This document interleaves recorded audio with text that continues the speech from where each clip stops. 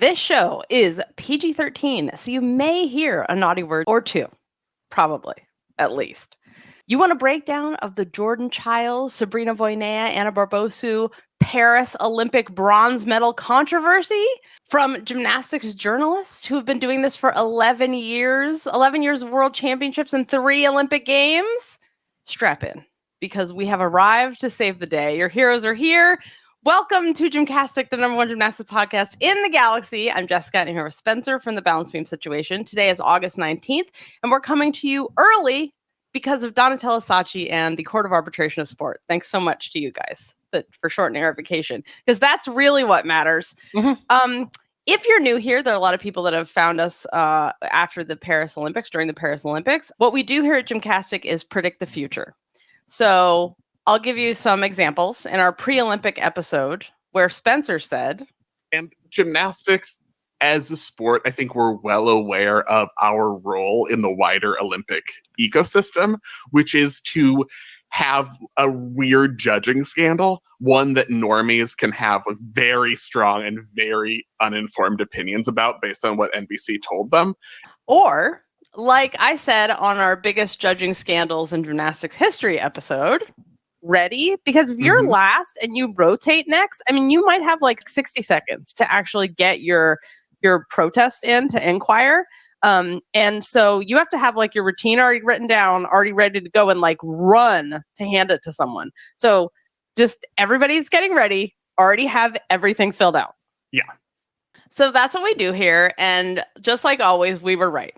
So it's almost like history repeats itself and you can learn from history.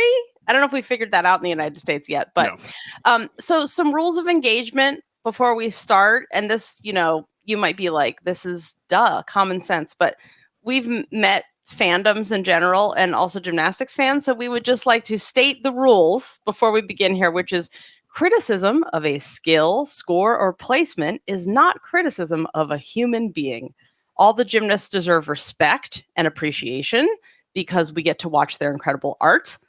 And we are not criticizing the gymnasts as people. We are explaining why they did or did not get credit for something. That is what we're doing. So let us set the table first and give you the brief overview of what has happened since the floor finals day at the Olympic Games in Paris. Well, let's start with the floor final itself. So bullet points of what happened in the floor final, which we were done with beam. That was crazy. We watched high bar. That was crazy. We were like, the Olympics is almost over and we've had our fill of crazy. And then the women's floor final was like, no, you haven't even started yet. So everyone else who competed in the floor final is so glad they made a mistake. Like the Italians, Manila Esposito, who fell, Alice D'Amato, who went out of bounds. They're like, oh my God, we got our beam medals and we got out of there. We could just, I hope they're at the most beautiful seaside resort in Italy, just enjoying their medals and not being a part of this nonsense at all and not having to deal with it. But then we have Anna Barbosu competes. She scores a 13.7 with an out of bounds. At that point, she's comfortably into second place behind Andrade at the time. But Biles, Sabrina Voinea, which I've been informed it's Voina, not Voinea. Which, like, it's not going to happen because it's been like 30 years with her mom and then her of me saying Voinea. So that might not happen. And Jordan Chiles, who is then last in the order. So they all still had to go. So it was very much the medals are up in the air. Biles competes, moves into second place, close behind Andrade, which should have been the big debate of this final. One would have expected whether Biles or Andrade gold, silver, because it was really close between the two of them, except for what happened next. So then Sabrina Voinea scores 13.7. That's the same as Anna Barbosu. Received a 1/10 neutral deduction, which we now know is out of bounds, even though they don't officially tell you what the neutral deduction is for, but it was for out of bounds. So that put her into fourth place at the time, behind Barbosu, even though they had the same score because of the execution tiebreaker. Just visually, I think that's correct. I think Barbosu had stronger execution, should be ahead of Voinea on that in that regard. But an inquiry was submitted for Voinea's D score. It would not be out of bounds, as we've learned now. The inquiry was submitted for the D score, which was rejected. So she remained in fourth place. And Barbosu was in third behind Andrade and Biles. Last up in the final is Jordan Chiles. She goes, she competes. It's a solid routine. Some things she did really strongly. She also had a short landing in her last pass, so it was really borderline, waiting for that score. It was like this very easily could put her in third. This very easily could put her in like sixth, based on how they go. So nail biting time. You're waiting for Jordan Chiles' score. It comes up 13.666. That puts her in fifth. But her coach, Cecile Landy, submits an inquiry. She's like, oh, Jordan never gets credit for that split leap 1.5, but this was the best she's done it. And it was kind of close. And the Olympics are ending. So why not put in an inquiry for it? I would have done the same thing. She submitted an inquiry. To the shock of all of us, I think, including Cecile Landy, the inquiry was accepted, raising Jordan Chiles' score to 13.766 and moving her into bronze position after all the scores had come up. So at this point, we had Barbosu with her flag up on the podium celebrating, and then the score comes up, and that's when all the feelings go, and the feelings get involved about this, because you have on the one hand the excitement of Jordan Chiles, and then Anna Barbosu, and you feel so bad for her, all of this. So, and once again, you don't officially get told what the inquiries are for in the case of Jordan Chiles' floor routine, but we do know it was for that split leap 1.5. It's just never, like, no one ever tells anyone these things, but that's what it was. So that's basically where we were when exiting the meet, exiting the Olympics. We did the medal stand, this historic moment. Chiles and Biles bow to Andrade. We did the awarding of the medals. One would think, in the absence of cheating or a rule breaking of some kind, that when you award the medals, that's just it, and that's how things end. But we have since learned, no. So tell us, Jessica, what the status is now. So since then, since the historic first time in Olympic history of artistic gymnastics all-black podium, Jordan Chiles has been asked to return her medal because of a Court of Arbitration of Sport case, and Barbosu has been named by that court the bronze medalist. And according to Christine Brennan at USA Today, who is like USA Today's USOPC IOC insider person, she says, quote, "There are no plans for Chiles to give the bronze medal back."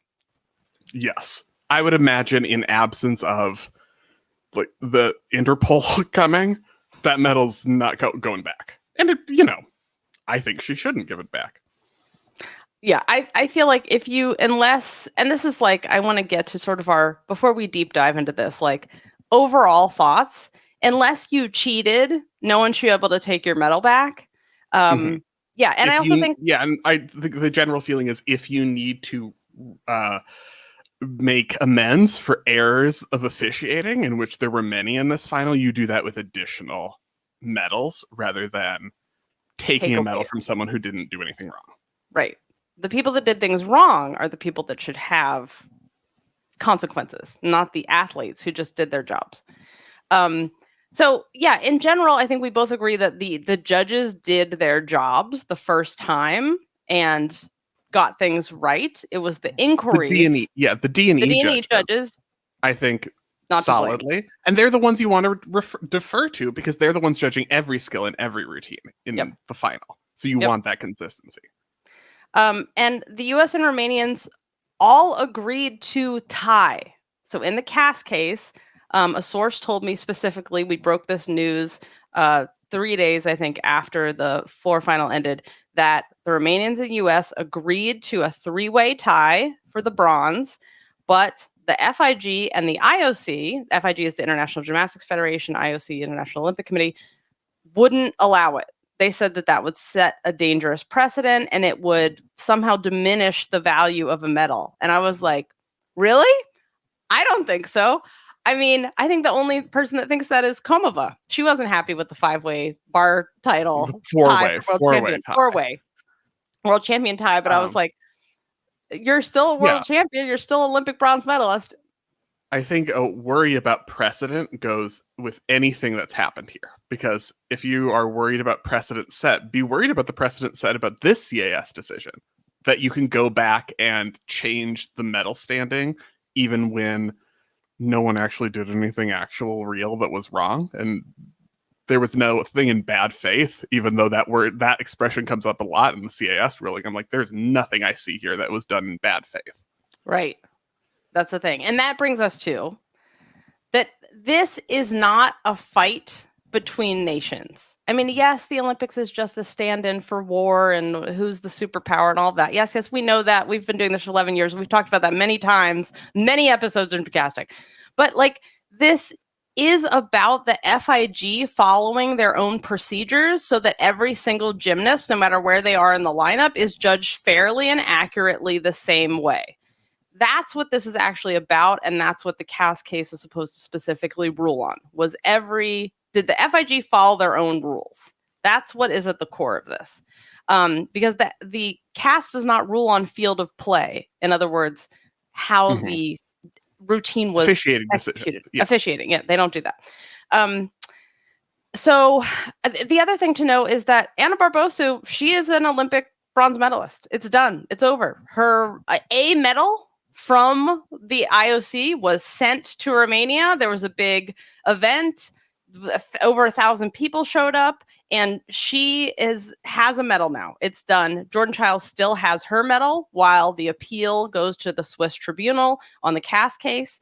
And Sabrina Voinea and Anna Barbosu are both considered by Romania Olympic medalists. So they both got their award money, cars. They are recognized in Romanian history, both of them, one with a medal, one without, as Olympic medalists. And then the other thing I just want to point out is like climate change still exists and fascism is on the rise. So like, Jessica's back. Jessica's here. The amount of attention you're spending on, looking at this CAS case details is also learning the rules of the Swiss Federal Tribunal, which you didn't think you would have to know. You would have to do, but now you're like, oh, every little thing matters. Following processes matters. Like actually doing things fairly matters. And like, so who knows what's going on in your local election in town? And maybe you should get involved in that. That's what I'll say. So let's go into the process very specifically here. How things work, because to understand what's going on here, you have to understand who does what when. How poorly things work. This is a problem all the time. Yeah. Yes. So, okay. Judges get things wrong sometimes, and therefore there is a system called inquiries. An inquiry is a very nice way of saying, excuse me, I believe you have fudged my score. So an inquiry means like, I think you messed up. Can you please take another look?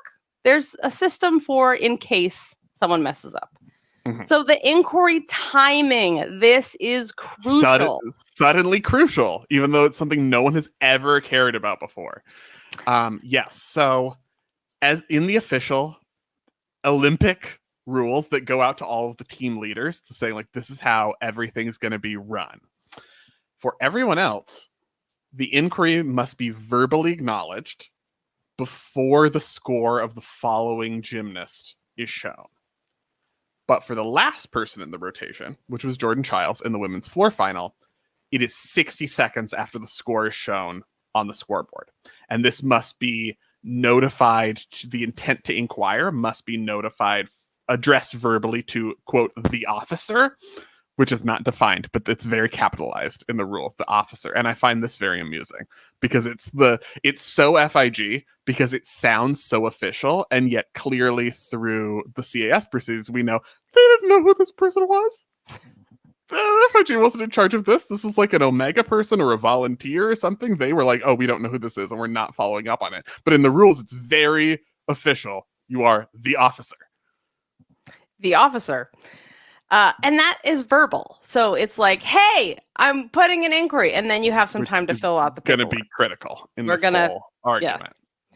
So my contention about this process, that it's for everybody else, it's until the next person's scores goes up. But for the last person in the rotation at 60 seconds, is that is a violation of 2.1 of the rights of the gymnast. Principle 1 under general states that gymnasts have the right to have their routines evaluated correctly, fairly, and in accordance with the stipulation of the Code of Points.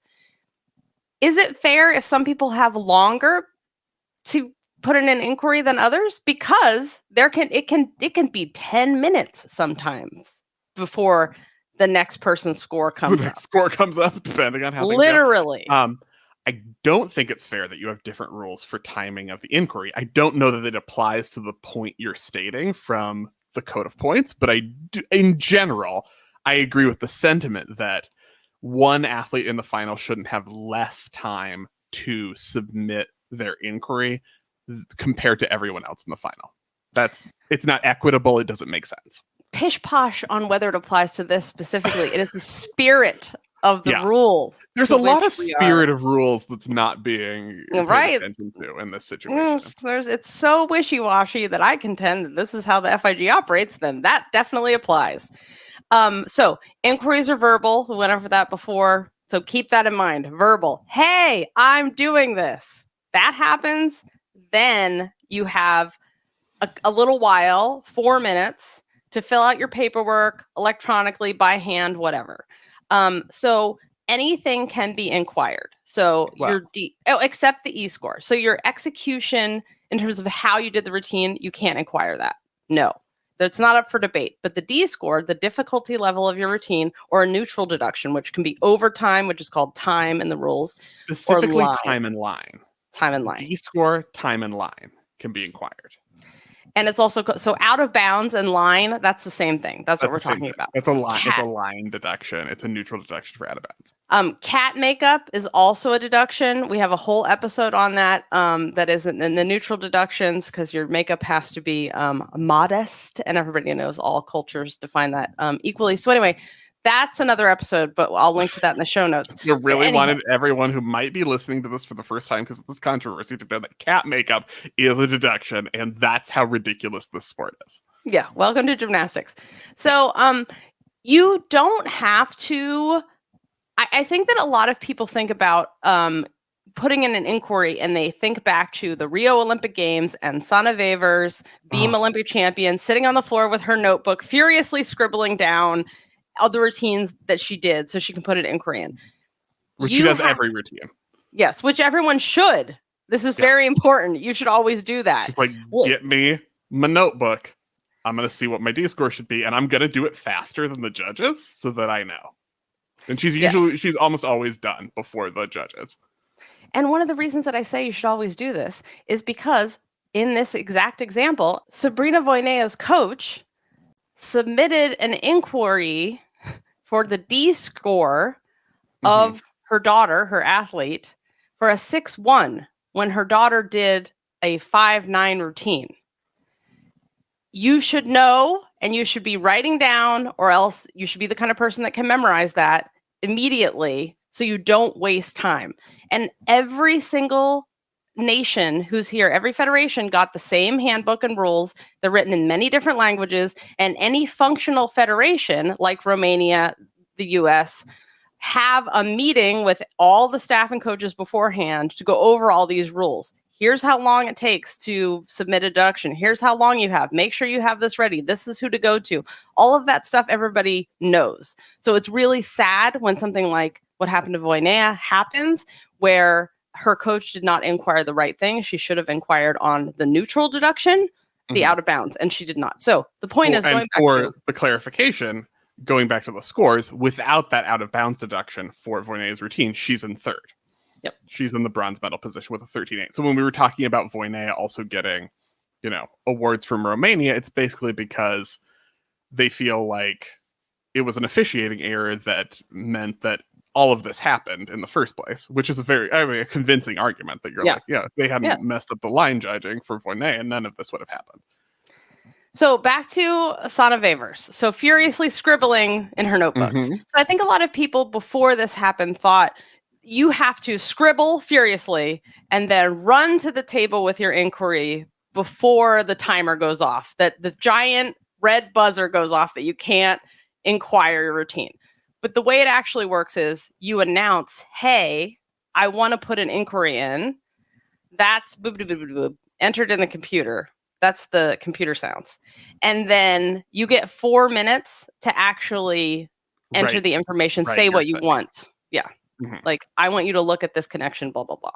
And that is the core of the questionability of CAS's ruling in the case of saying Jordan Chiles' inquiry was submitted 4 seconds too late, therefore it shouldn't have been accepted, therefore Anna Barbosu is the bronze medalist, is how are we timing this? What is the timing? Because USAG, and they say they have video evidence of this that was then not accepted by CS because they had already ruled, says we have video evidence that Cecile was acknowledging that she wanted to submit an inquiry before this 1 minute. And it's just the 1 minute is a verbal acknowledgement. So we have video that she did. This 1 minute and 4 seconds isn't correct, is at least the contention of USA Gymnastics.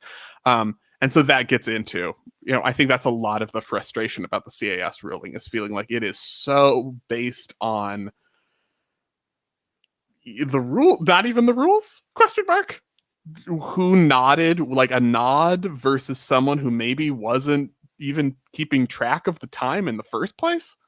The official. The official. The system doesn't sound like it was keeping track of the time, because Donatella Sacchi says, the inquiry came into me. It wasn't flagged. There was nothing that seemed untoward about it. So I just evaluated it. And so the question is, like, who was even keeping track of this time? And how can you feel confident in your ability to say, oh, it was 4 seconds overtime, if it's a verbal acknowledgement anyway, and who was keeping track of that time? Right. The other point I want to make that's going to come into play, and don't worry, we're going to explain this sideways, backwards, and upside down for you in a million different ways. So as we go, we're going to talking about this. We're going to come back to do it for 90 more years. Every topic we're discussing here, every rule is going to come back 7 different ways before this episode is over. So you cannot inquire about another gymnast. You can't say her score is wrong. You can't say she went out of bounds. Of college gymnastics coaches who would love the opportunity to be like, no, that team is getting bad scores. Stop it. Their greatest wish. So, and if you're like, wait a minute, you can't complain about another score. Isn't that the whole thing that the Court of Arbitration to Sport just decided? We'll get to what happened there. The other thing is, apparently, as Spencer just said, the official is supposed to be timing inquiries, but we found out from the CAS award, the officer. But they're supposed to enter it, which creates a timestamp in the Omega system, which is the official timekeeping system. It used to be Longines. They only do horses now. That system is just all jumbly, and we don't really know who's who and what's happening with that. And that is the crux of what happened with the CAS case. So now let's go into... And the crux being that the rules specifically state the inquiry has to be addressed verbally, which is not something that you time, or something that is timed, or something that is recorded officially. Like, the addressed verbally is just addressing something verbally. Which is why I think everyone should have a timer on their neck with a buzzer. And so when you say, I see you smack yourself in the neck where the timer is, and a little green buzzer goes off on your head that says, oh, we have acknowledged your inquiry, and you still have time. Listen, gymnastics is a television event. It's made for TV. That's why there's 1,000 cameras that clearly should not be on the floor. Out of bounds. Except for the freaking out of bounds. And we'll get to that anyway. So anyway, I want buzzers and lights, and that's how we fix the system. So anyway, let's get to duties and who does what. So. Oh, please explain it to me. So we have the way that as we've acknowledged, the first part of an inquiry is the verbal inquiry, where you just yell at someone, raise your hand, try to say, I'm coming, and run over, hey, even if there's 1,000 camera people and OBS cameramen in the way and photographers, I'm coming, I want to do an inquiry, and they acknowledge you, and that's supposed to be when you have 60 seconds to do that, right?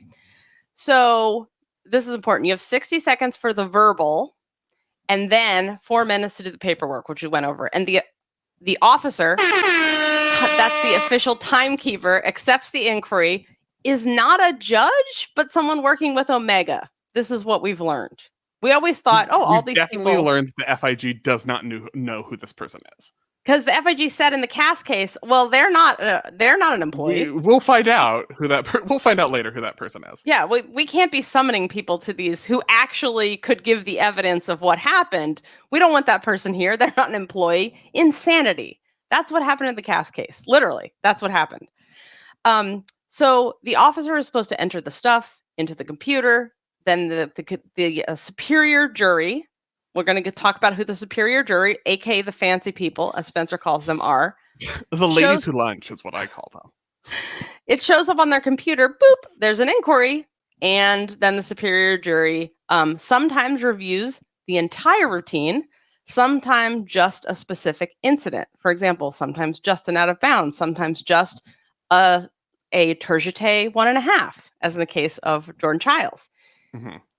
And that came up with part of Romania's complaint to CAS was that a mathematically insufficient time was taken in reviewing the inquiry for Jordan Chiles, that you wouldn't have even, like, by the time the inquiry was accepted, you wouldn't have even had time to watch her entire routine. Donatella Sacchi said, we're there doing the D-score in real time. It's the event final, so there's only one routine going on. I'm there doing the D-score in real time. I know what the inquiry was for. I know what wasn't given. I only had to watch, review a single skill. So that's why it didn't even take the time of an entire floor routine to evaluate the inquiry, because her contention is, I knew what it was for and I knew what score I had given it already. And so what's important about that is, first of all, Donatella Sacchi, very important character in this chapter of gymnastics history. She is. I was talking about this with a normal who asked about this yesterday. And I just kept talking about Donatella. And she was like, okay, when you say Donatella, I think you mean Donatella Versace. Like, so when you're talking about Donatella, and I was like, that's fine.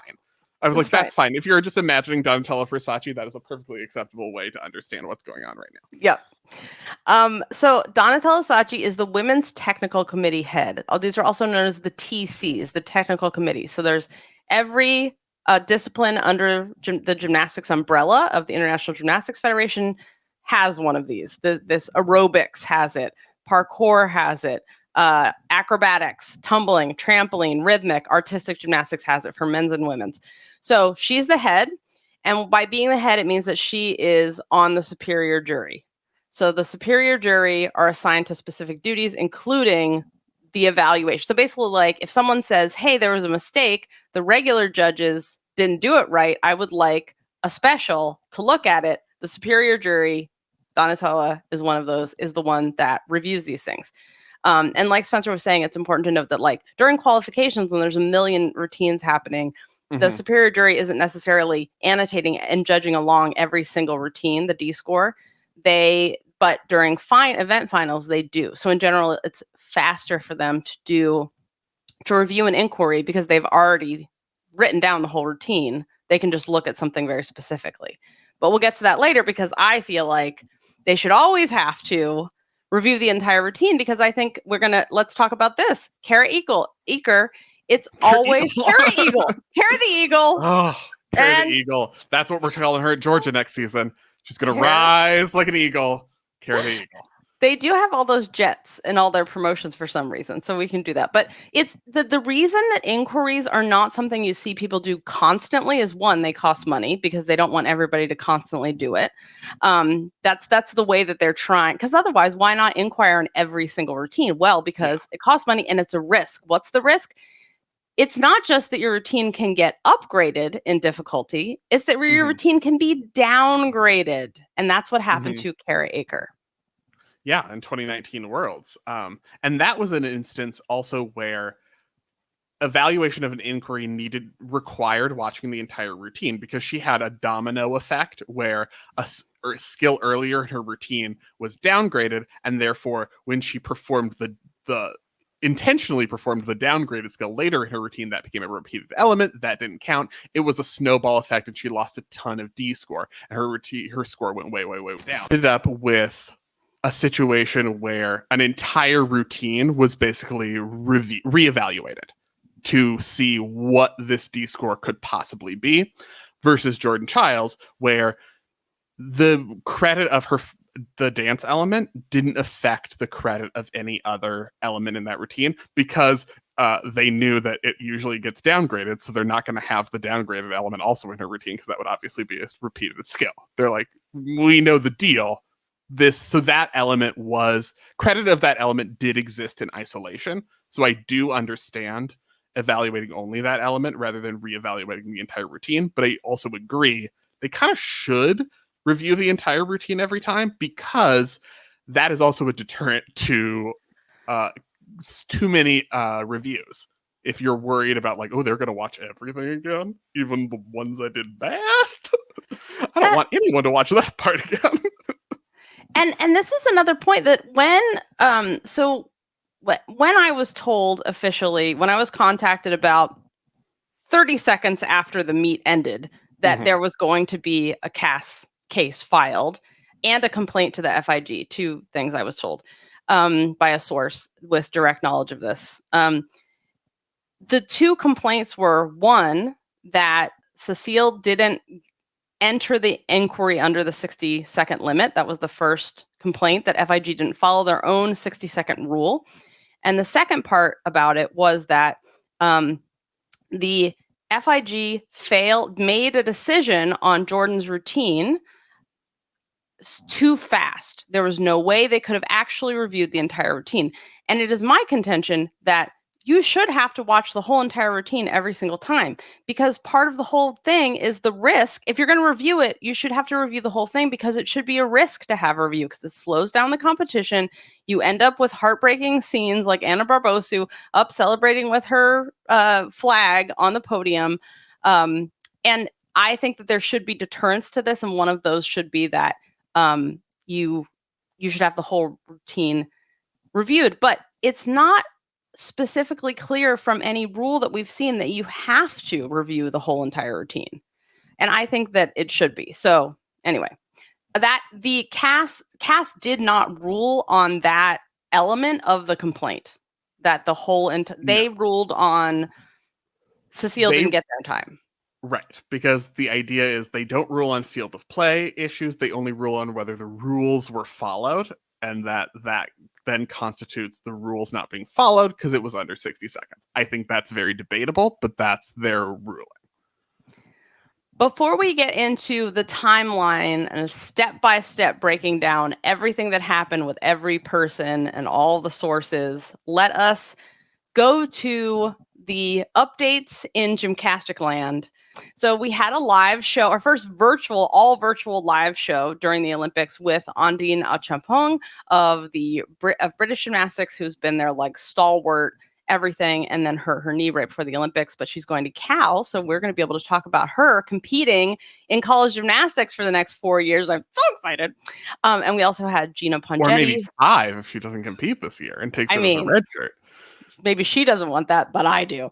And physical therapist to the stars, who told us all about the drug testing and like the painkillers and who got sick with what during the Olympics and how that's handled. So we decided we'd make this a fundraiser too. So we were able to raise $1,000 for Henrietta Onodi's medical fund. So she is a Olympic champion. I don't know that she has a gold medal, but she is an Olympic champion of Jessica's heart. Didn't she want to be an Olympic champion on vault.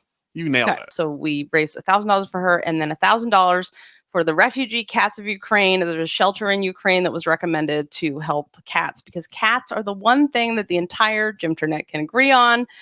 So thank you to everybody who came to the live show and were able to help us raise those funds.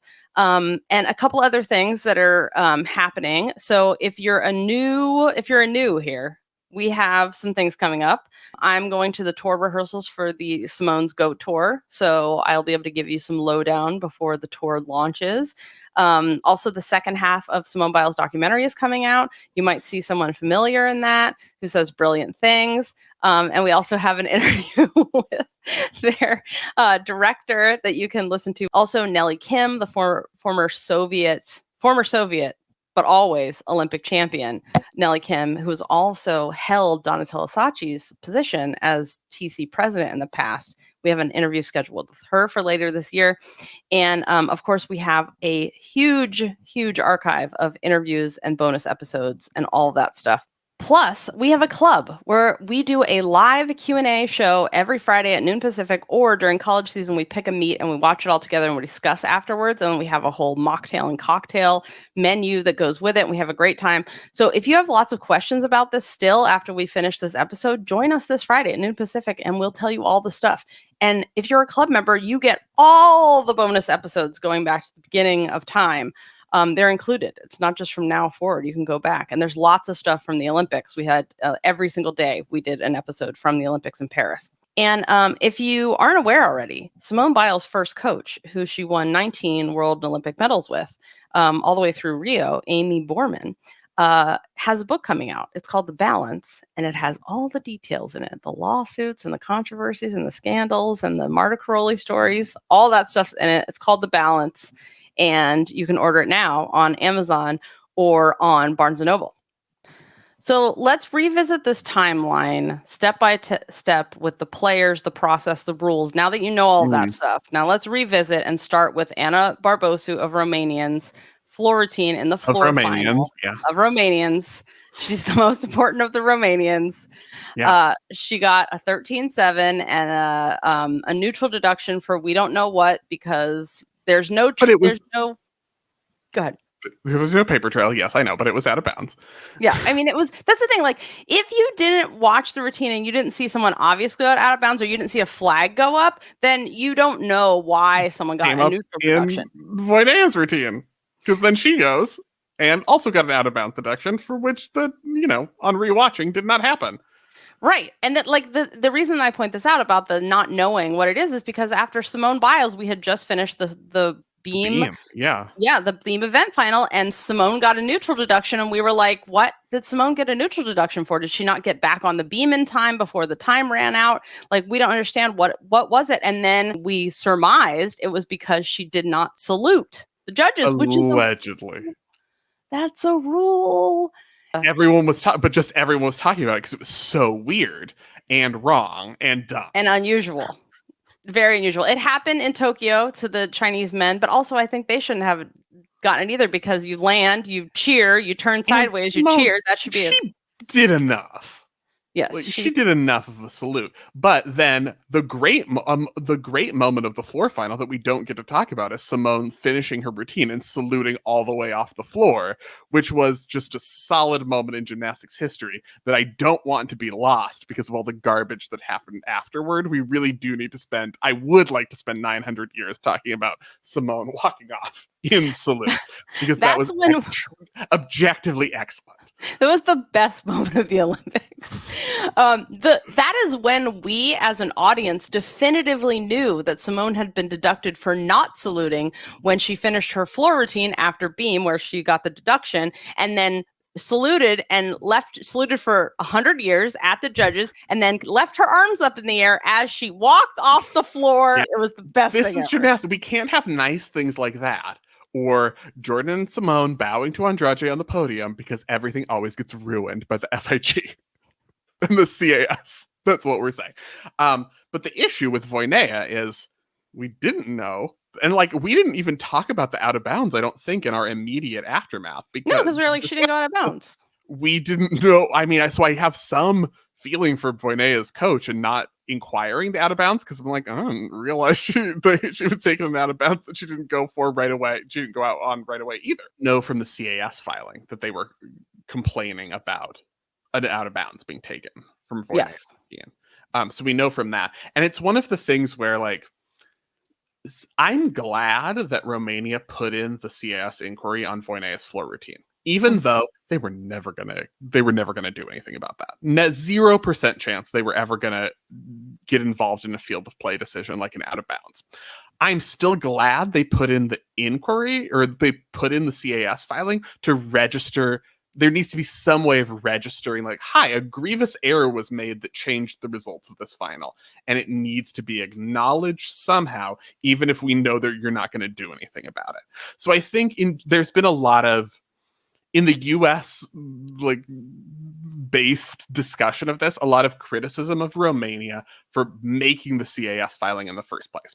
I don't feel that way. I don't think it was a problem I don't think it was untoward for Romania to make a CAS filing, even though Jordan Chiles was the bronze medalist, because that's the avenue. Yep. How else do you register that mistakes were made? Yep.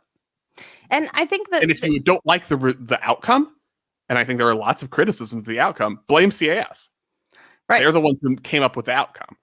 And also blame the FIG for like having this situation. The situation in the first place has to do with the superior jury, not the actual judges, except the line judges. And we're going to get to that specifically. But this goes back to needing receipts. Like, how would the public know who are watching this? We get the scores, you get the E scores, the D scores, you watch every single, like you can see everything. And then you have no idea why someone got this weird neutral deduction. What is it for? Unless it's super obvious. Like Simone flew out of bounds like 1,000 times. Like right. this, Simone got 6/10 of out of bounds deductions on her floor routine for going out of bounds with both feet twice. Yep. So the thing about the out of bounds deduction that is so important to understand, and why we keep saying that the E and D score judges did their jobs and we're not criticizing them, which people might be like, but haven't you read the news? Haven't you seen what a bunch of people that don't know anything about gymnastics are saying about this? It's a scandal. The judges, it's the judges. Some of the people involved. Right. What we know is that the line judges, instead of sitting where they do at all national USA gymnastics meets, which they sit in two opposite corners, so they can look directly down 2 lines of the floor and see if someone goes out of bounds. It's not like that at World and Olympic Championships. It's ugly to have someone sitting on the floor, because what's more important than accuracy? Pretty. Exactly. It's almost like it wouldn't be modest or feminine to have judges sitting on the floor. So, I mean, what I always say is just dress them up. Like, you know that thing that they've created where you just put like a cape on and then you blend in with your surroundings and there's just like a head floating on the floor. Oh, that'll go great. It would just be all of a sudden there's a head there and people would freak out. Or dress them up like in outfits that match those nice colors that they had in Paris with like the pink and the ombre polka dots. You wouldn't even be able to tell they were there. There'd just be a face. But anywho, the line judges aren't where they should be. Instead, the line judges are sitting right above the podium with all the other judges. And so the one thing that's kind of good about the way that they do this for judges is they're all kind of at the same level and not looking up at the lights. They're looking almost a little bit down onto the floor, that's better. But for the line judges, they are not judging with their eyeballs on the floor. They are judging on a screen in real time. That's right. I said a screen. And you might imagine, well, if it's a screen, then that's perfect because you just have 4 cameras and they just look straight down the line, right? That's great. No. That would be too sensical. That would make too much sense. That would be the way to do it. So of course they don't do it that way. And then you might say, but we have these replay cameras where we have the bullet view, where you, like the Matrix, where you have 2,700 cameras all along the side of the vault and the end and both sides. So of course, if someone's out of bounds, there's so many cameras. Why don't they use those? No. They have an overhead view. An overhead view of out of bounds. Because you know how much that works if someone's not stepped out of bounds, but they are bent over or their leg is straight up, not touching the ground, but out of bounds, how easy it would be to see that someone's not really out of bounds. And this is exactly what happened with Voinea. She kicks her leg around in a circle. And if you're looking down from the top, it can look, her leg goes out of bounds, but it doesn't touch. She's doing art. She's arting around in a circle. And it's very artistic and beautiful. And if you're looking with your eyes, you can absolutely tell she wasn't out of bounds. So this is so sad for so many reasons, because 1, she never went out of bounds. She shouldn't have got the deduction. Number 2, her coach didn't get a receipt, which she should have known what the neutral deduction was. So her coach should have seen out of bounds, known she didn't go out of bounds, and submitted an inquiry for the out of bounds instead of the D score. Oh, it's very upsetting. It is. It's among the very upsetting mistakes and among the things that need accountability from the FIG, regardless of how this goes in the future. There needs to be a situation where the FIG says, we screwed up the floor final. regardless of what happens with CAS. Because the thing with this going to CAS and whatever happens in the future is it's all so far removed from the concept of gymnastics. Like nothing that will no possible resolution in this case, nothing that will ever happen has anything to do with the concept of gymnastics, anything to do with these routines. There's no such thing as a satisfying or just result in this case, because nothing has anything to do with what it's actually supposed to have to do with, which is the routines. Right. So it's just all a mess, and there's no way it's going to ever not be a mess. And the thing that I want to point out about what's so sad about what happened to Voinea is that had her coach inquired in time about the neutral deduction, she would have a bronze medal, and this would be over because it's obvious that she didn't go out of bounds. Unless... if they reviewed it properly, which who knows? Right. Unless because they might have reviewed it with the same camera that the line judges had. Exactly. Unless they did that, and then she'd just be just as screwed. But the thing is that her coach did not follow the rules, and because her coach didn't follow the rules that she was able to, which the rule, I mean, inquire on time about the right thing, her coach didn't do that. Her coach had an opportunity, and she didn't, and therefore Voinea didn't get a medal. I think they would have seen that she didn't go out of bounds. And this follows what happened in the case of Paul Hamm, who is an American Olympic all-around champion, but he shouldn't have been because the judges judged wrong and the judges were sanctioned afterwards. But CAS upheld the case, saying the competitor. So explain what happened in this case. Basically, CAS did not ruled that it rejected South Korea's appeal on behalf of Young Tae-young, who had a misevaluated element that, if it had been evaluated correctly, would have had given him the gold medal in the all-around. And they upheld the FIG's result because they said the FIG followed its own rules by denying South Korea's protest into his score because the protest was filed too late. And this is cited as, a lot because we also have an issue with Jordan Chiles being then denied the bronze medal that she was awarded because of a inquiry filed 4 seconds too late, allegedly. Right. So it all comes back around with this, where CAS was like, yeah, you followed your rules, so we're not going to change the result for Paul Hamm. And in this case, they're saying you didn't follow your rules, you allowed an inquiry, so we are going to change the result. Jordan Chiles is no longer the bronze medalist. So let's go to Jordan's routine. So Jordan competed last. Right. Landing errors, short on last pass, didn't get credit for her leap, but it was like the best leap that she's done in a really long time. We debated this on that last show that we did from Paris. I was like, I don't think so. I don't think she should have gotten credit. And Spencer was like, but it was the best one she's ever done. And it was. I agreed with Cecile. I was like, yeah, I would have inquired too. And then you watch it like 10 more times and you're like, yeah, it's definitely under. Yeah, it's 100% under. But Cecile's doing the right thing. Just like Nadia is doing the right thing. Nadia works for the Romanian Federation. She is doing the right thing, like creating a hoopla because the Romanian athletes were done wrong. And also Cecile's doing the right thing, being like, oh, that was the best she's ever done. Let's see if they can review it and she'll get credit. And lo and behold, Cecile was right and they did award it. So I think that what this gets into here is that the first set of judges said it was under-rotated, and the first set of judges, who are Category 1 judges, the best judges you can be on the D panel, they test into that position, they were right. It was under-rotated. But when the superior jury reviewed it, which is Donatella Sacchi, who's head of the technical committee, who, by the way, is not necessarily a Category 1 judge, which is people who, by their test score, are the very best judges, and they also have to have commiserate experience. They've been to lots of world championships and Olympics. She's not necessarily the best judge, can do as well as the D panel on the floor. She ruled that it was all the way around. And there is where we have the problem, but that's not what CAS ruled on. CAS didn't touch that, which they shouldn't. Right? They don't know. They don't have the expertise. CAS should never. I think it's right that CAS shouldn't touch field of play decisions, but they are touching an alleged 4 seconds. Yes. So what happened was after Jordan did her routine, Cecile sees the score, sees that she didn't get her D score that she wanted to get, was like, that was good.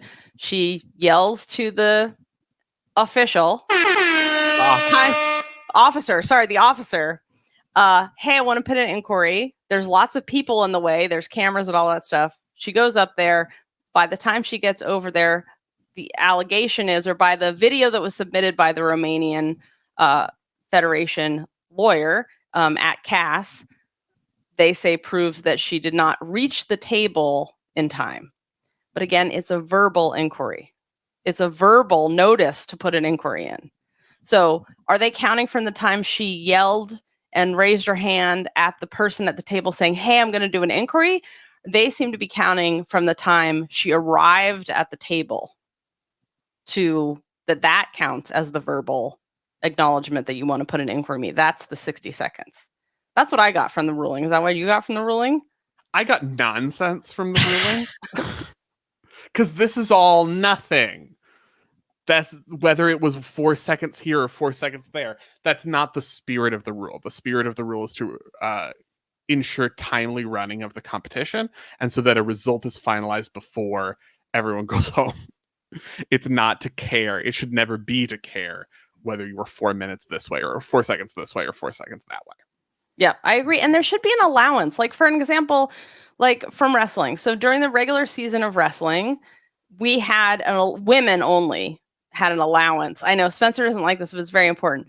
We had a weight allowance. So to account for when you had your period. So you had to cut weight. But if it's your period week, you can't do anything about it. You're automatically during a specific phase, you're going to weigh more. There's nothing you can do about it. People would try to do things about it. They would try to cut their hair and take all kinds of very unhealthy measures. But I think that was a really important thing to just have a small allowance for something that's out of your control. And so, for example, in the Olympic Games, you could have a small allowance for there's way too many fucking cameras and camera people and photographers all up in people's business on the floor. And they keep hitting the athletes with their cameras to allow for 4 or 5 seconds to get to the head table, because there's a lot of people in the way. So that's my issue with how the CAS interpreted this. And the FIG should have been able to say, yeah, there's a small allowance because there's a lot of interference at things like the Olympic Games. If it was just your local club meet, there's nobody in the way. But there's so many people on the floor, it takes a second to actually get up here. You know what I mean? Mm-hmm.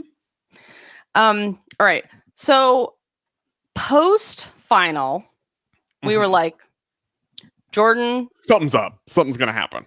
Yeah, we were like, oh, Jordan got her. This is super sad.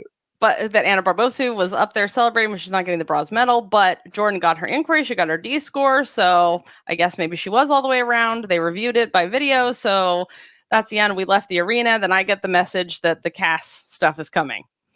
And the CAS case had I was told it was going to have 2 parts. Jordan's inquiry on the floor, on getting the inquiry in, and then that the superior jury didn't review Jordan's entire routine, and that they also were sending a letter of protest to the FIG about the judging errors in Voinea's routine. But so specifically, the source told me that they're not filing the case against Jordan's score. And it's not about the field of play, that the case that went to CAS was against the FIG procedures not being followed, which is super smart, because that's all that CAS can rule on. Mm-hmm. They can't rule on deductions, credit, any of that, but they can rule on the other thing. So Romania also issued a press release that night. And the press release said that they had sent a letter of protest about Voinea's score, even though Voinea's coach could have submitted an inquiry about the out of bounds, and hopefully it would have been fixed if they had viewed it from a different angle than overhead, but didn't mention Anna Barbosu in the letter to the FIG. Then Nadia comes into the picture.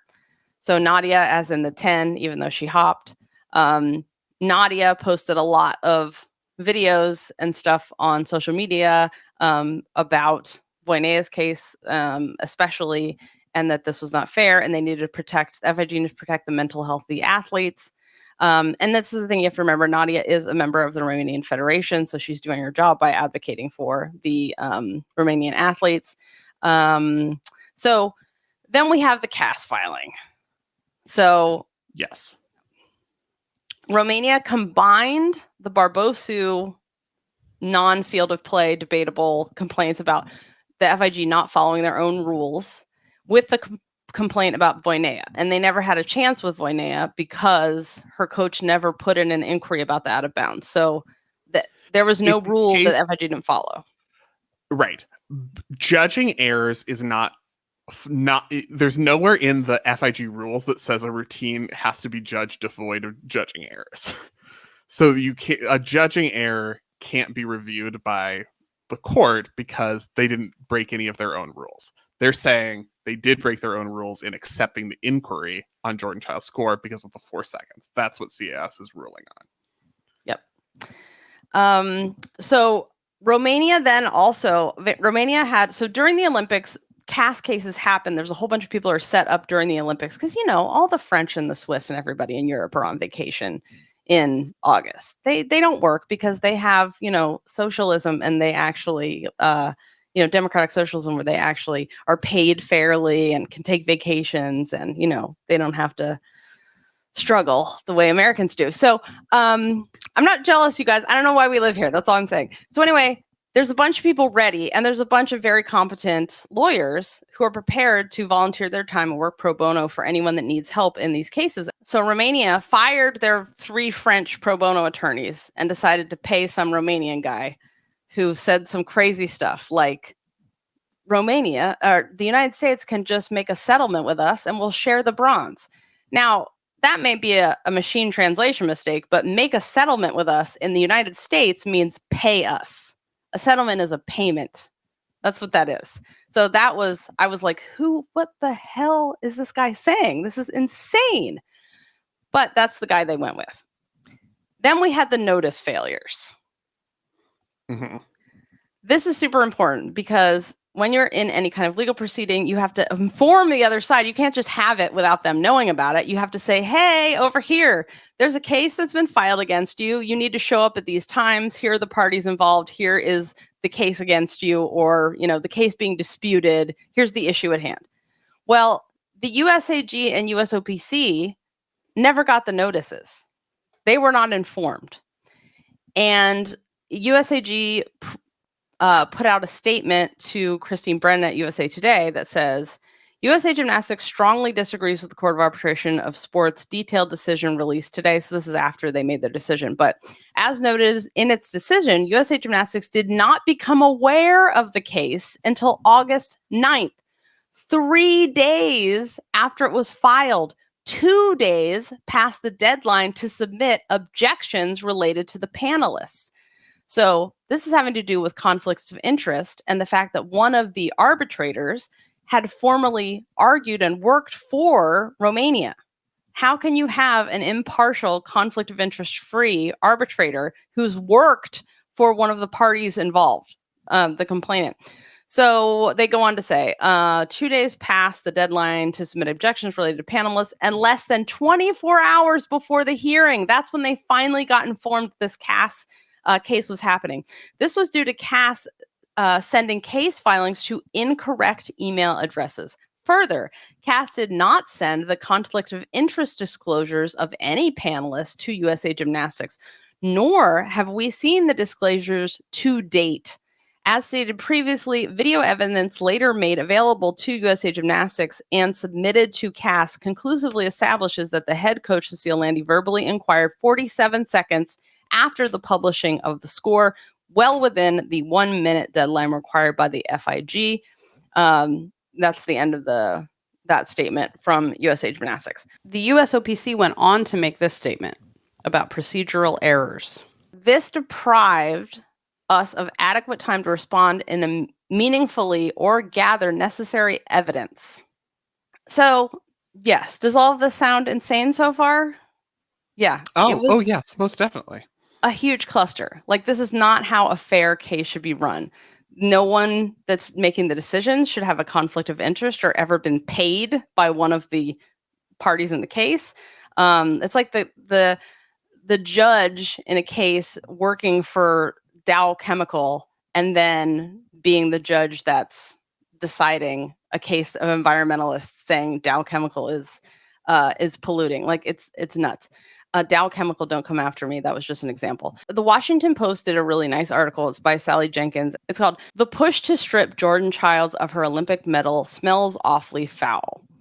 So I don't agree with the title of this article, but she makes important points in there. So she says, quote, German investigative journalist Grit Hartmann pointed out in a 2021 expose on CAS, in what other legal world would you see judges appointed by their most frequent litigants? And I think that explains all the problems with CAS and having a CAS hearing and why it is a generally unfair process.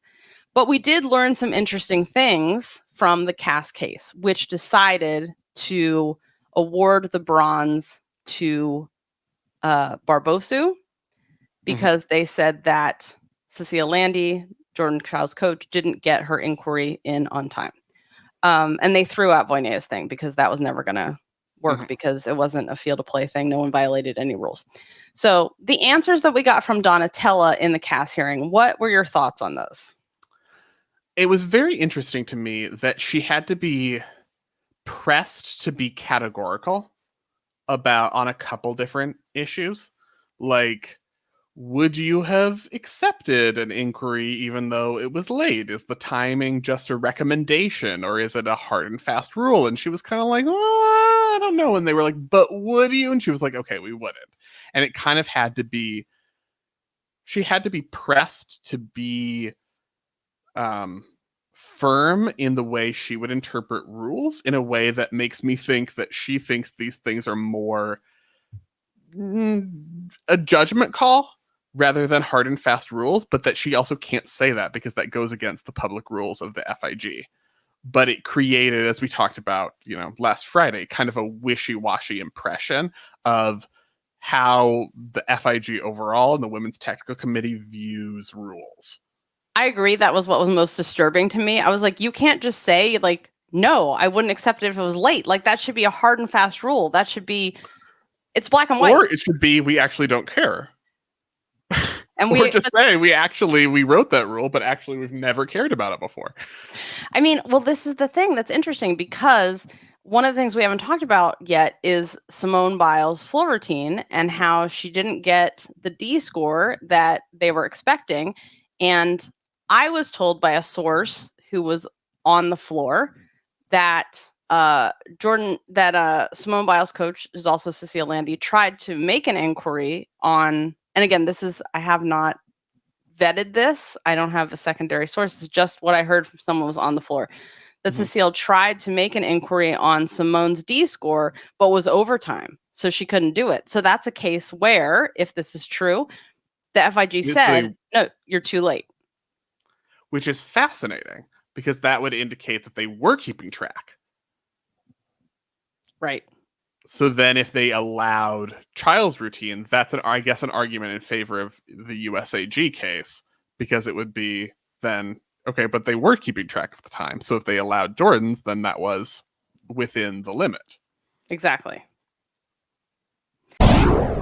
Club Gym Nerd, you get discounts and first dibs on live show tickets, an extra whole podcast every week, athlete dossiers for major competitions, code guides, options to commission your own segments. It also makes a great gift. Check it out at gymcastic.com at the Join the Club tab. But I want to talk about the FIG's wishy-washiness with rules.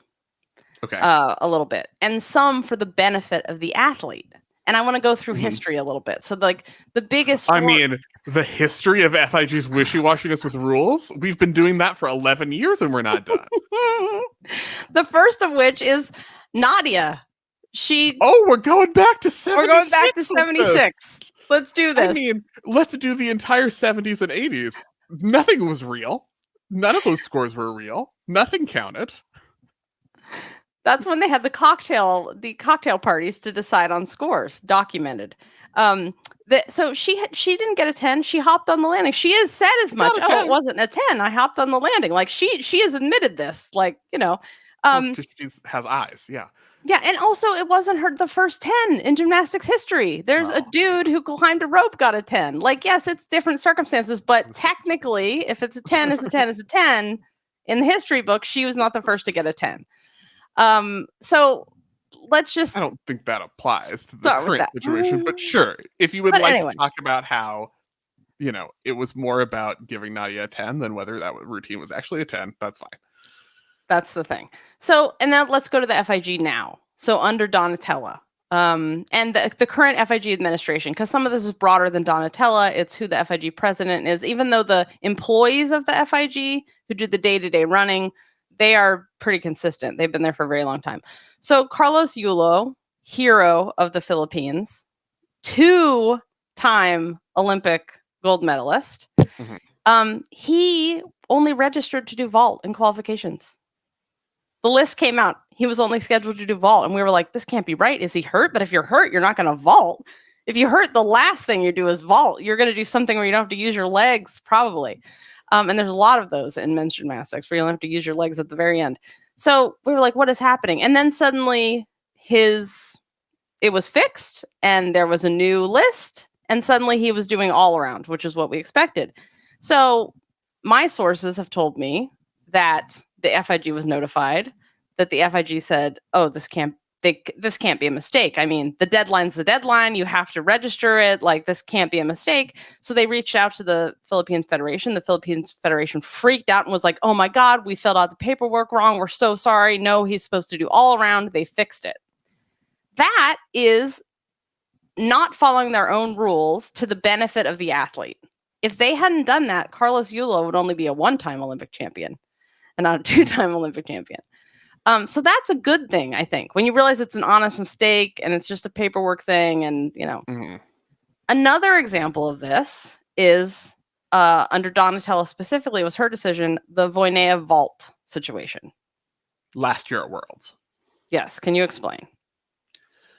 No, but you should, because I still don't get it. So it was Voinea was supposed to vault to help with her team score. It was a team personal all-around score or personal team competition and her personal all-around.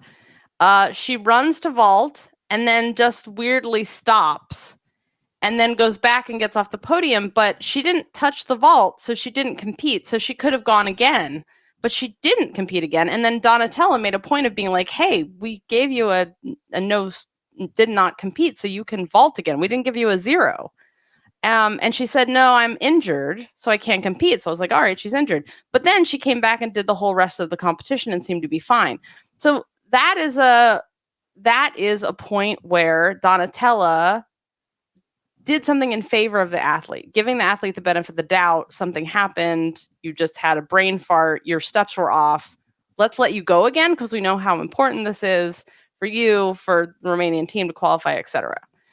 But then we have the examples of the FIG doing something that is detrimental to athletes when they have administrative errors and do things wrong. Like the case of, this again is under, Donatella. The FIG messed up the vault finals at 2023 Worlds, and they let in the wrong order of people into the vault finals after someone was injured and had to withdraw.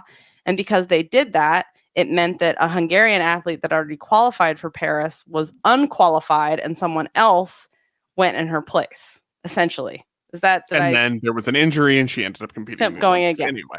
Anyway, but that was a big deal, a huge error. And since has now been fixed, was something so totally simple to do. So it's an example of like when really simple things like this are messed up, like making a list and putting the right people on the list and why certain people should be filled in at certain times in the right place if someone's injured. That seems like a basic thing that has been done for a very long time that shouldn't have been messed up. So kind of my question is, are the rules are supposed to be for everyone the same way, applied equally no matter what? Or should sometimes when Carlos Yulo's coaches messed up his entry form, should you give people the benefit of the doubt and let him fix it? Well, I mean, you're asking me, captain stickler for the rules. I'm like, the rules are the rules are the rules. Everyone is disqualified, obviously. I don't think that's how the FIG overall has operated lately, the last couple of years. And I think it is clearly relevant here in terms of the problems we have. Are the rules the rules the rules, and you're a super stickler for them and 4 seconds matters? Or is it, we're just here to support you? And there's a legitimate argument for we're just here to support the athletes and we need to give people the benefit of the doubt all the time. But there is no consistency in that at this point. That brings us to the fix-it list portion of the show. Oh, it's a long one. Strap in. So knowing that currently Anna Barbosu is an Olympic medalist, she has a bronze medal, they had a ceremony, she's in possession. Jordan is not being pressured by anyone to return her medal because there is still an appeal going to the Swiss Federal Tribunal that we're waiting on. And even then, I don't think anyone's going to come get her medal back. So, and also this isn't her fault, so she shouldn't return it. That's my opinion. What should the IOC demand of the FIG going forward? Yeah. I mean, good point, because how else do you get a change to the FIG that's accountable to no one unless the IOC demands it? There are many issues. We need to resolve how we're evaluating out of bounds, because that dramatically changed the order of the medalists. So, my feeling is Fujitsu is there doing God knows what with everyone's proprioceptive material. Is that a term? Proprioceptive? Yeah, it is, but not in this case. But yes, their intellectual property. Your intellectual kinetic material, yes. Of your kinetic genetic material. There's all kinds of Fujitsu happening. Get Fujitsu on the case for electronic out of bounds. Yep. And Fujitsu, for everybody that doesn't know about them, Fujitsu, you've heard of the company, but they partnered with that FIG basically, in my personal opinion, so they could collect all the movement data of Simone Biles so they can create allegedly, but they have said they want to create robots to work in, use this data to create robots who won't fall over, who can, be very spry. And also, they have also said soldiers, right? That this could be used for military purposes as well. Super Simone Biles soldiers. They didn't say that. So I'm just adding that as somebody. If you are an aspiring screenwriter, just listen to Jessica's last 2 sentences and you've got your story. Is what I'm saying. I'm so excited for this movie. But yeah, so it's a robot judging system that can do the D&E score right now. They can already do it. It's amazing looking at the system and how they capture everything. It's motion capture. They have cameras all over the floor, every apparatus. And they've been testing it for a very long time now. They use it at the Tokyo Olympics. They've used it for many world championships. So it's already there. And tennis has this. Tennis has laser out of bounds. Or whatever they use. So, oh my God. It's not accurate enough when the surface is movable, like on clay. Oh, so it needs to be... Things that can move. It's all... Things get messy. That's why you need... Yeah. This is why I said it should be embedded in the carpet. If it's touched, the fibers should detect the out of bounds. Smart carpet. I fixed it. You're welcome, everybody. Who has the patent on that? You're going to be rich. Well, not really, because the FIG probably wants you to donate it in exchange for Simone Biles DNA or something that they've scraped from the apparatus afterwards. This is why presidents don't leave their cups behind after they visit you. I'm just saying, you guys. Jessica's conspiracy corner. They don't leave their cups. They take their cup, then they leave you one afterwards. I'm just telling you. These are the real things. Okay. But we have to fix out of bounds, because I don't believe that the line judges in this particular Olympics were put in a position to do their job accurately. And we had a lot of out of bounds errors in this Olympics. And I think that needs to be addressed. It needs to be adjusted. Yep. We have a problem. To that end, with the Fujitsu, the robot judges, they can also do the timing of floor routines. And timing of when you touch the apparatus. Well, that's the thing, but you have to have a person go burnt, and that could also be a problem. So I'm just saying, while you're at it, you don't do it by when the music starts, you do it when the person starts moving. So they can also do that. Like, why not just have them do those things? You can have a backup human in case the AI, the robots mess up, which is important if you've ever tried to self-checkout anywhere. Don't even get started on the grocery stores. Anyway, category 1 judges. I have a problem with this. Yes. Tell me about your problem. So the problem is that category 1 is supposed to be the best of the best of the best of the best. You've tested the best, you have the best experience. And there's also the JEP system, that's just the JEP. It's the Judge Evaluation Program. And we have 2 episodes on that. I'll link them in the show notes. And it is a program that's been created over 15 years to pick the most accurate, consistent judges under pressure situations, similar pressure situations. They're the most consistent.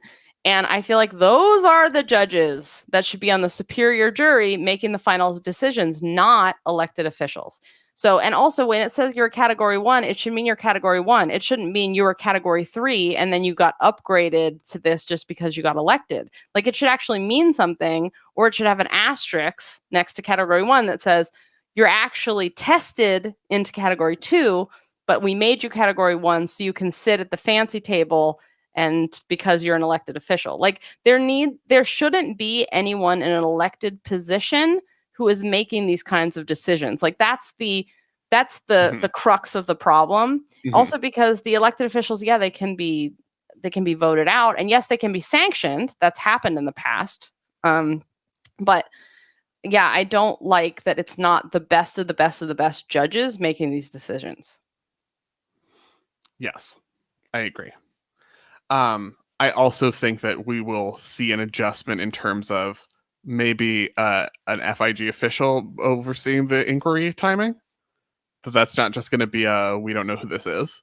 Yes. Because they did super get scolded about that by CAS. Yeah, CAS is not having it. As we talked about, the timing of inquiry should be the same for every athlete. Yes. Because you go up last, you shouldn't have less time to inquire your routine than any other athlete. That doesn't make sense. That should have been in the CAS ruling. This is not equally applied. Inquiry time is not equal applied to everyone. You're violating your own rules of athlete rights. Do you have more? Yes.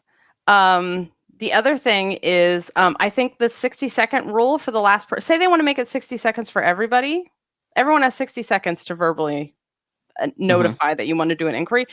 That's too short of an amount of time unless it's electronic. So imagine, for example, you're in a really big arena. Like, Paris was a pretty small, good size arena. But imagine you're in a bigger arena and you're at an event that's in the farthest corner from the head table. The head table's kind of in the middle, but imagine you're in the farthest corner, just getting past everybody and the cameras and over to the head table. That might take you 60 seconds. Not because you can't run that fast, but because there's a bunch of freaking people in the way. Also, what if you can't run that fast? Also, you shouldn't have to run. Competition. Yes. But also, yeah, what if, there are coaches who are in chairs who coach some of the best athletes in the world. Dos Santos's coach, for example, was in a chair. And I'm sure she's very fast, but there can be reasons you can't traverse that space. And I think that it should be done electronically. If the athletes all get a phone from Samsung at the Olympics when they arrive that's loaded with all the apps that they need, so everyone has the same access to what they need, that's also what you should get on the floor. And it could be something so simple. And by simple, I mean a buzzer with a light that goes on. I'd like to do an inquiry. Yeah. Yeah. That is also, like, even though we're laughing about it, is also practically helpful. Something with a light and a buzzer for inquiry for if you're on a Barbosu in this floor final and you are like, the scores are in and I'm the bronze medalist, and then things happen. If the inquiry buzzer light has gone off, you at least know there is a possibility that this score could change. And so that is also, we're laughing about the buzzer, but that's also practically helpful to the athletes. And it's also great for fans. It's great visually because you're like, oh my God, is Simone going to inquire? And then you can see the light goes off. Because right now we have no idea. And especially from where the media was sitting at this Olympic Games, we couldn't see what was happening closest to the head table. And so if there was a light on, then I would know, oh, I don't have to keep looking to see if an inquiry comes up on the big screen. I can go back to doing what I was doing, watching the replay on the little screens that they give us at our tables. So yeah, I agree. And what's good for TV is good for everyone. That's what I'm saying, except all those freaking camera people on the floor.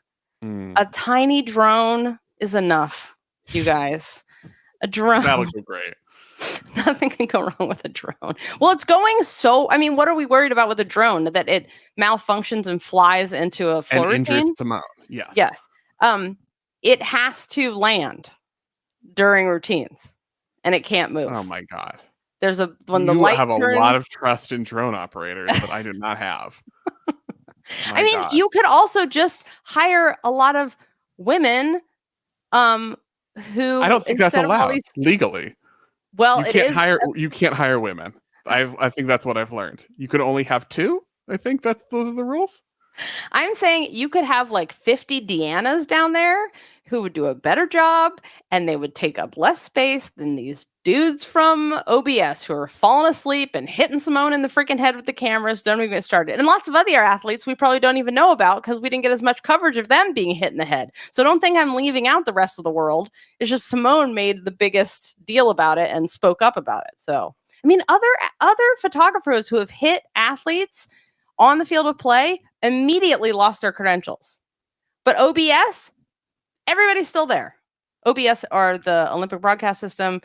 And yeah, I didn't see anyone get picked up by a hook and dragged out, which is what I would like to see. Okay.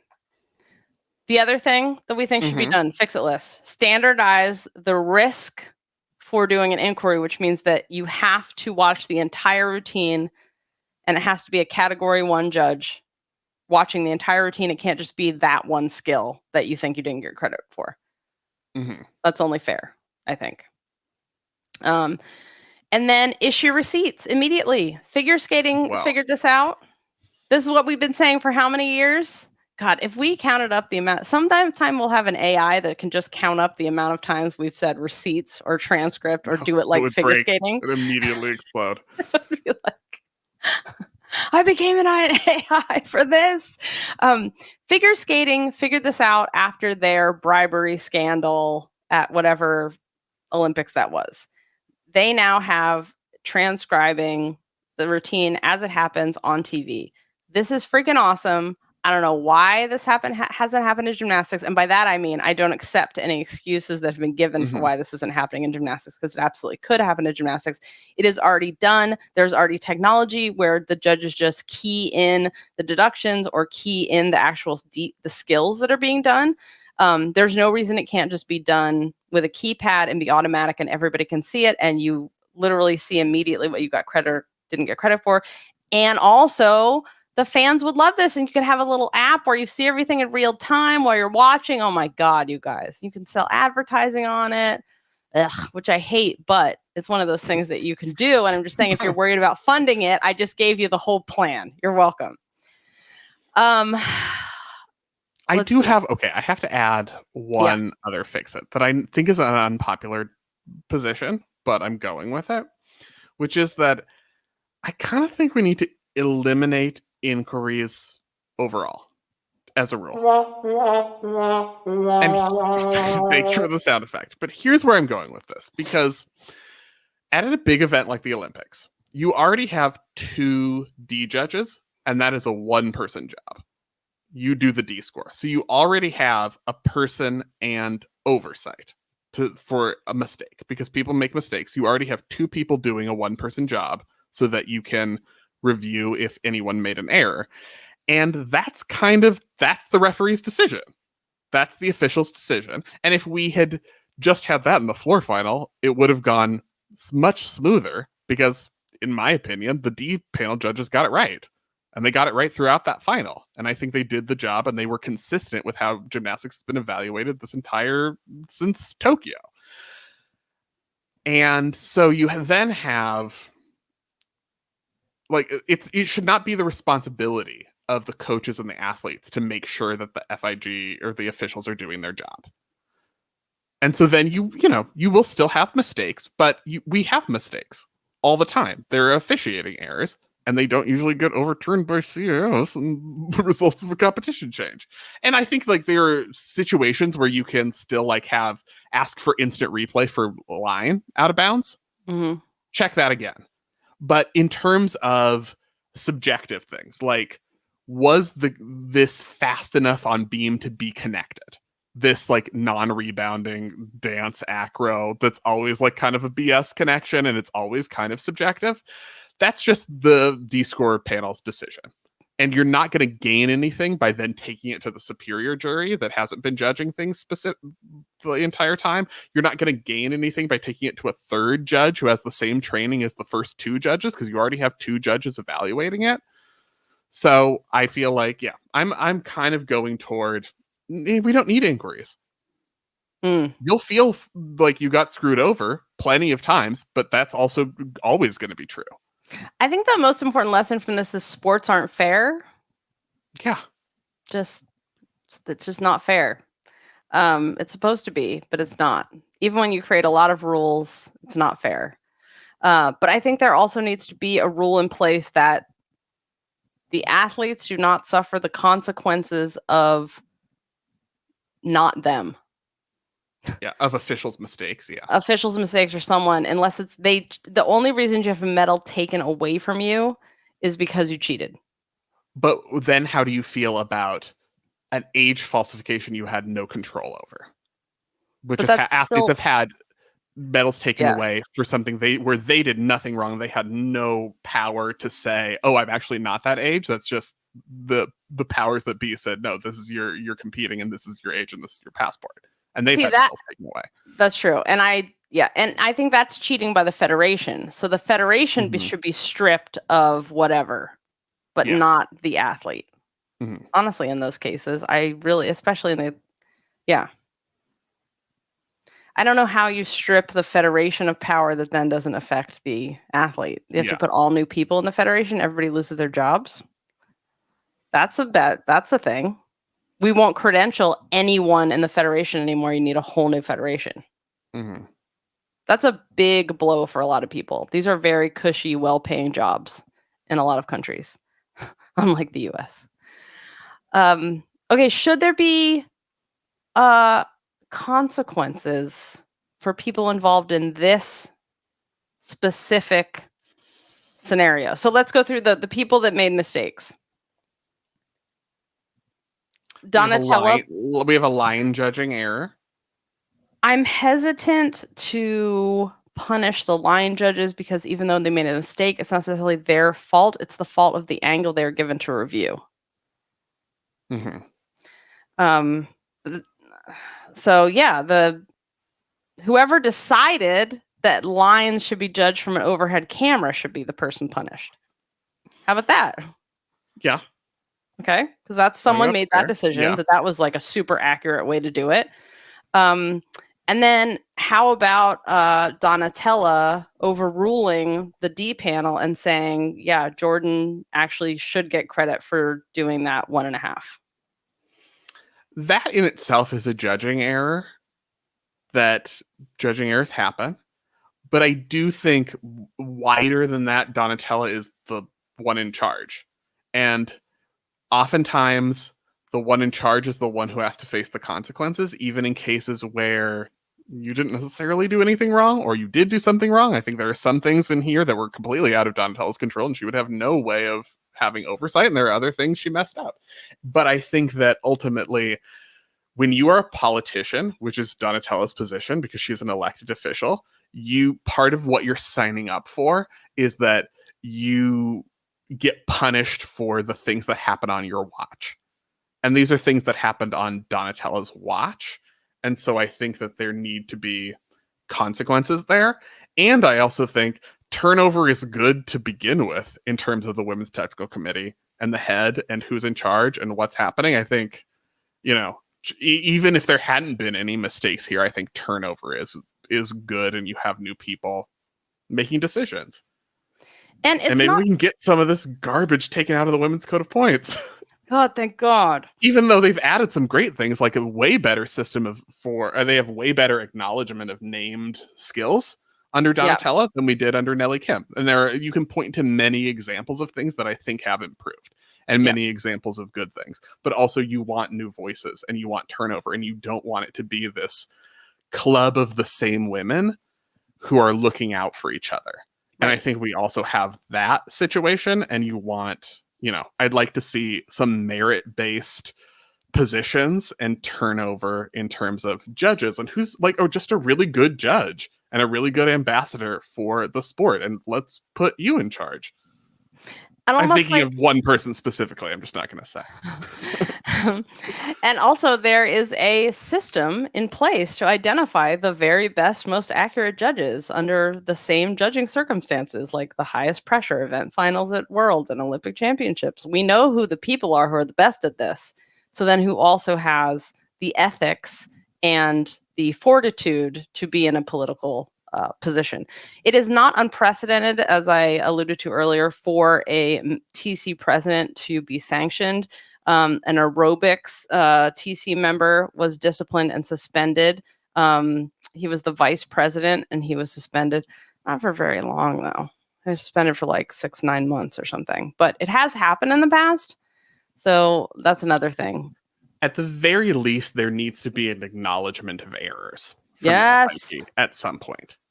Because we haven't had that, and I think it's not appropriate that we haven't had that. You need to say, we put the athletes in a situation where there's no such thing as a just solution, in my opinion, because of our errors.